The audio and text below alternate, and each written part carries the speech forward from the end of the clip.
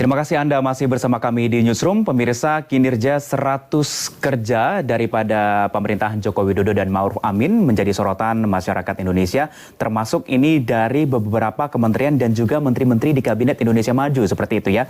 Yang menjadi salah satu contoh yaitu seperti Kementerian BUMN yang menjadi sorotan masyarakat Indonesia terkait dengan hal kasus yang terjadi pada Garuda Indonesia, kemudian PT Asuransi Jiwasraya, dan ini akan kita lihat begitu sosok daripada menterinya juga dan juga kinerja di Kabinet Indonesia Maju. Untuk itu saya akan membahasnya siang ini. Sudah hadir bersama saya Bang M. Kodari, Direktur Eksekutif Indobarometer. Selamat siang, Bang. Selamat siang. Kemudian juga ada Bang Ferdi Hasiman, pengamat BUMN. Selamat siang, Bang. Selamat siang. Ini kita mau berbicara mengenai masalah 100 hari Kabinet Indonesia Maju. Saya ke Bang Kodari terlebih dahulu. Bang Kodari, ini kan kita sudah melihat begitu ya, meskipun memang Presiden Joko Widodo tidak menargetkan 100 hari kerja, tapi menjadi habit kita di jilid pertama, dia menargetkan begitu ya, sehingga di jilid kedua ini kita juga mau melihat barometer ataupun kinerja di 100 hari Indonesia, Kabinet Indonesia Maju ini bagaimana, Bang? Ya, memang ada pertama-tama ada perdebatan ya mengenai evaluasi 100 hari itu perlu atau tidak begitu. Kalau menurut saya sih perlu sebetulnya. Sebetulnya 100 hari itu pertama-tama penting untuk kita bisa melihat aspirasi masyarakat ya. Jadi kepada evaluasi awal lah, katakanlah begitu. Jadi 100 hari pertama itu bisa menjadi semacam tolak ukur, penanda ya, harapannya itu besar atau kurang, katakanlah begitu. Itu yang pertama. Yang kedua, sebetulnya kalau kita bicara apakah bisa atau tidak berbuat dalam 100 hari, kemarin ada salah satu pembicara itu Pak Rohmin Dahuri, dia dari PD Perjuangan dan pernah menjadi menteri. Ketika saya tanya, Pak, sebetulnya dalam 100 hari itu bisa berbuat nggak sih gitu? Nah, dia jawab sangat bisa, asalkan menteri itu memang memiliki kompetensi di bidang yang dia ditugaskan, gitu, sehingga dia tidak memerlukan waktu lama. Jangan-jangan malah punya konsep ya mengenai apa yang harus dilakukan begitu. Nah, jadi ya dua-duanya itu kita lihat bagaimana harapan masyarakat kepada kabinet ya, kepada menteri maupun juga bagaimana menteri-menteri yang barangkali sudah berbuat itu apresiasinya dari masyarakat seperti apa. Dan menurut saya sih dari hasil survei ini kita bisa lihat sebetulnya evaluasi awal dari masyarakat. Pertama kan temuan surveinya adalah tingkat kepuasan kepada Pak Jokowi itu 70%. Nah, itu cukup tinggi, cukup bagus. Dan artinya modal sosial Pak Jokowi ini relatif besar ya untuk mengambil keputusan-keputusan yang berat maupun sulit. Artinya rakyat tuh di belakang Pak Jokowi, katakanlah begitu. Yang kedua, kalau kita bicara permasalahan yang penting di masyarakat Indonesia, jawabannya sangat dominan isu-isu ekonomi. Jadi kalau ditanya apa masalah paling penting di Indonesia pada hari ini, jawaban tertinggi pertama itu, karena ini pertanyaan terbuka ya, bahasa dari masyarakat itu adalah perekonomian, 32%, kemudian ada soal pengangguran, ada soal lapangan kerja, ya total itu sekitar hampir 60% itu isinya ekonomi.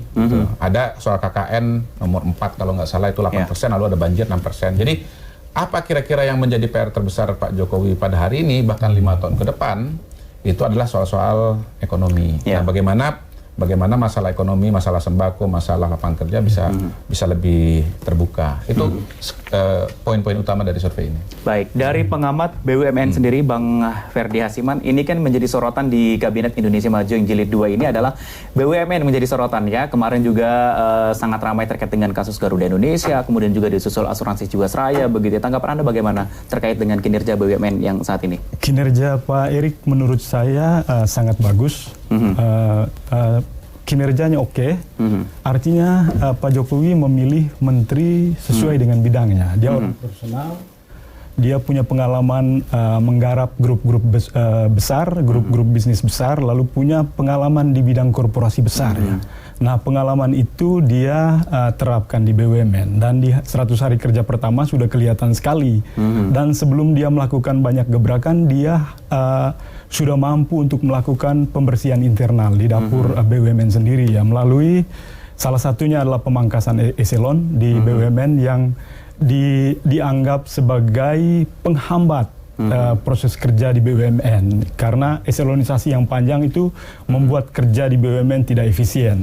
Lalu yang paling penting adalah masuknya Pak Erik itu menghambat eksodus partai politik ke sana ya. Lalu relawan-relawan yang dulu pada zaman tahun 2014 di periode pertama Pak Jokowi ramai-ramai ke BUMN, di era kedua ini sudah nggak ada.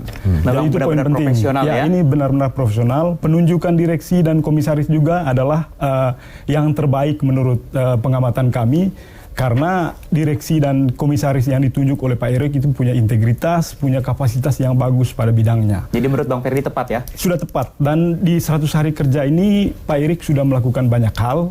Di antaranya dia sudah mulai membenahi Pertamina, lalu sudah mulai membuka kasus-kasus besar seperti kasus Jiwasraya. Karena kasus Jiwasraya ini kan kasus yang sangat heboh, karena ada potensi untuk kehilangan keuangan negara sekitar 12,6 triliun. Itu tidak main-main, dan ini butuh seorang menteri yang punya nyali, punya keberanian, ya? Dan juga punya pengetahuan. Karena modus penipuan ini adalah modus penipuan berdasarkan manipulasi akuntansi ya, window dressing. Di keuangannya. Jadi, keuangannya dianggap negatif tetapi dilaporkan positif. Ini butuh seorang menteri yang jeli untuk melihat kinerja keuangan sebuah perusahaan. Baik, saya ke Bang Kodari. Bang Kodari, ini kalau kita berbicara mengenai masalah BUMN, mungkin dilakukan sebuah survei begitu terhadap kementerian-kementerian yang saat ini 100 hari kerja ini dianggap sudah terlihat begitu ya. Dari pandangan Bang Kodari sendiri, BUMN ini termasuk kementerian yang sepak terjangnya saat ini sudah mulai terlihat atau bagaimana nih Bang? Pertama-tama kita tidak spesifik ya melakukan survei untuk kementerian tertentu ya. Kita bertanya secara umum saja karena kementeriannya banyak sekali. Jadi kita misalnya bertanya kepada masyarakat ya, sebutkan nama menteri yang dia dianggap dikenal kinerjanya bagus. Pertama dikenal, kemudian kinerjanya bagus. Kita minta untuk menyebutkan satu nama, ya kinerjanya dianggap bagus. Kemudian apa alasannya? Nah muncullah nama-nama yang 10 tertinggi itu adalah pertama Pak Prabowo Subianto, itu 26,8% disebut dari total semua menteri. Kemudian Sri Mulyani 13,9%, Erick Thohir 12,6%, Mahfud MD 7,3%, Nadiem Makarim 5,2%, Basuki Hadi Mulyono 1,8%, Syahrul Yassin 1,4%, Tito Karnavian 1,4%, dan seterusnya dan yang lain-lain. Jadi kalau melihat dari hasil survei ini, kalau kita bicara opini publik ya, opini masyarakat, apa yang disampaikan oleh Bang Ferdi tadi menemukan sambungannya. Jadi kan Bang Ferdi ini kan pengamat BUMN, dia ahli katakanlah begitu, elit begitu ya. Persepsi elit dengan persepsi masyarakat itu kadang dekat, kadang jauh, kadang nyambung, kadang enggak begitu. Nah kali ini nyambung. Jadi beliau menilai Pak Erik punya kinerja bagus, masyarakat juga ternyata punya penilaian yang bagus. Ya. Minimal cukup banyak yang mengatakan Pak Erik itu kerjanya bagus ya. Jadi salah satu dari 3 menteri yang dianggap kinerjanya bagus. Nah, mengapa kinerjanya bagus? Karena pertama, saya melihat apa yang dilakukan oleh Pak Erik ya, itu memang isu-isu yang punya popularitas di masyarakat gitu. Sehingga punya daya jangkau yang luas ya. Kalau secara spesifik ditanyakan kepada masyarakat apa alasan menilai menteri bagus, sebetulnya jawabannya beragam. Yang pertama mengatakan yang paling tinggi ya hasil kerjanya sudah terlihat 19,5%. Lalu kemudian orangnya tegas 18%, sudah berpengalaman 16%, cocok dengan keahliannya 8,7, orangnya berani 8,6. Nah kalau kita breakdown masing-masing alasan ini akan terlihat nuansa yang menarik. Misalnya begini, yang memilih menteri karena kerjanya sudah terlihat itu 31% kepada Bu Sri Mulyani. Jadi yang memaksudkan Bu Sri Mulyani. Kemudian 26% ke Pak Erik, lalu 13% Prabowo. Jadi Pak Erik kalau menurut masyarakat ya yang mengatakan hasil kerjanya sudah terlihat walaupun baru, tapi sudah kelihatan begitu hasilnya. Kita akan lanjutkan Bang terkait dengan kinerja dari Bang dari Pak Erick Thohir di Kementerian BUMN usai jeda pariwara yang satu ini. Tetap bersama kami di Newsroom.